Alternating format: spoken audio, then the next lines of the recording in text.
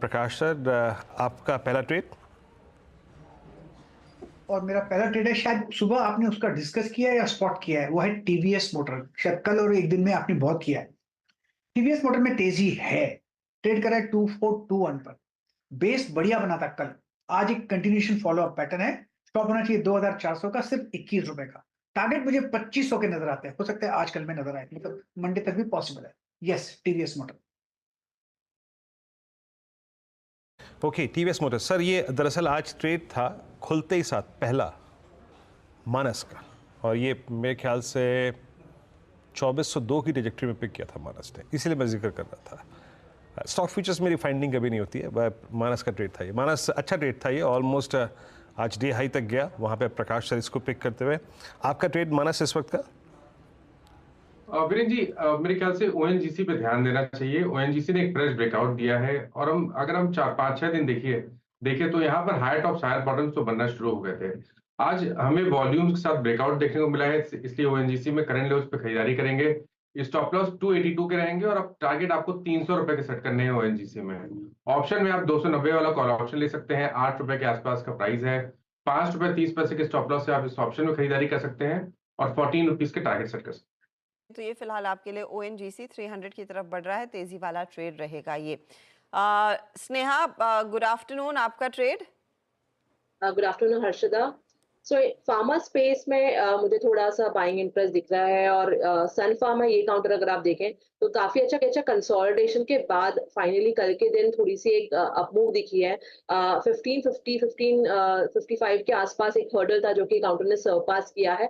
आज थोड़ा सा फॉलो अप बाइंग भी है, तो मुझे लग रहा है कि यहाँ से अपवर्ड मूव कंटिन्यू हो सकता है, स्पेशली कंसिडरिंग जिस तरह से निफ्टी चल चुका है अब। तो आई वुड से करके कि यहाँ से फार्मा स्पेस में मुझे लगता है कि अपॉर्चुनिटी, तो आई वुड रिकमेंड कि यहाँ पे फ्रेश लॉन्ग किया जा सकता है करंट लेवल पे। स्टॉप लॉस 1537 का रहेगा। Upside potential target will be around 1620।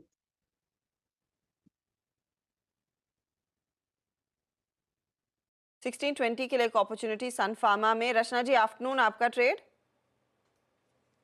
और मेरी तरफ से जो ट्रेड रहेगा इस वक्त वो रहेगा एलआईसी हाउसिंग फाइनेंस के फ्यूचर्स में।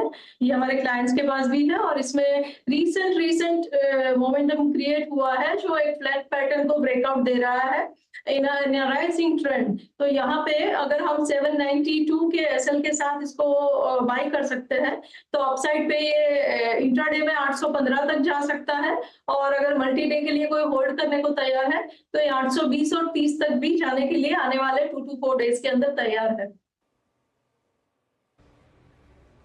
जी, एलआईसी हाउसिंग फाइनेंस अच्छा कर रहा है, और ये पेयर ट्रेड है, मतलब अमूमन एलआईसी कैनफिन होम्स एक साथ चलते हैं। इसने रिक्वायर्ड रेस्ट लिया था पिछले 4-5 सेशन में, सुबह हम जिक्र कर भी रहे थे इसका स्ट्रॉन्ग डे हाई पर।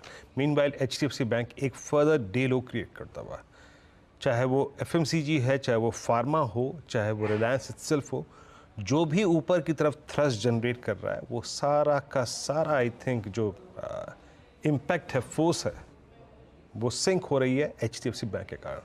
अब देखिए रेस्ट ऑफ द मार्केट और HDFC bank completely cross combination इस वक्त है। राजेश जी, गुड आफ्टरनून, आपका ट्रेड इस वक्त का?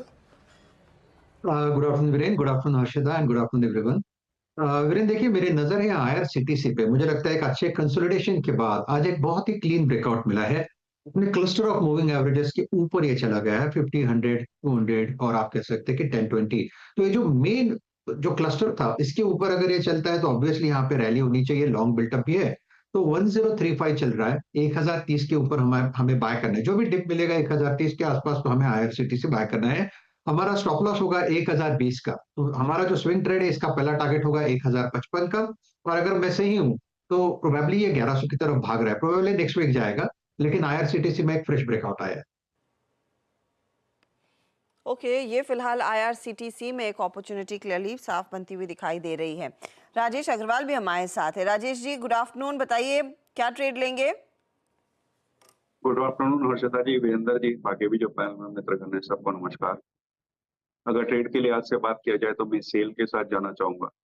चौथी तिमाही में थोड़े दबाव में थे नतीजे, क्योंकि रियलाइजेशन भी डाउन था, रॉ मटेरियल प्राइसेस अप थे, लेकिन अब चूंकि कोकिंग कोल प्राइस थोड़े कूल डाउन हो रहे हैं, तो मुझे लगता है रॉ मटेरियल प्राइसेस से जो दिक्कतें थी वो दूर होती हुई नजर आई।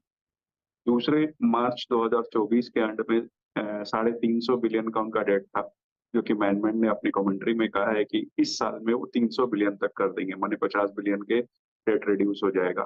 फोकस कैपेसिटी एक्सपेंशन पर है, जो कि इस वक्त 20 मिलियन टन की कैपेसिटी है, जो कि वो करीब 35 मिलियन टन की करना चाहते हैं अगले FY32 तक। चाइना की रीओपनिंग, मेटल के सपोर्टिंग प्राइस सारे इनके फेवर में जा रहे हैं। और आज जो न्यूज आई कि 3 कंपनियां इनके साथ मर्ज होगी, अगर ऐसा कुछ होता है तो नंबर्स में बहुत बड़ा जंप देखने को मिलेगा और कैपेसिटी करीब 50% बढ़ जाएगी। मुझे लगता है कि जो भी नेगेटिव्स थे रिजल्ट्स वगैरह को लेकर डिस्काउंट हो चुके हैं। छोटी अवधि में 165-170 के टारगेट हो सकते हैं, बट अगर इसे थोड़ी मध्यम से लंबी अवधि रखी जाए तो ऊंचे टारगेट भी हो सकते हैं।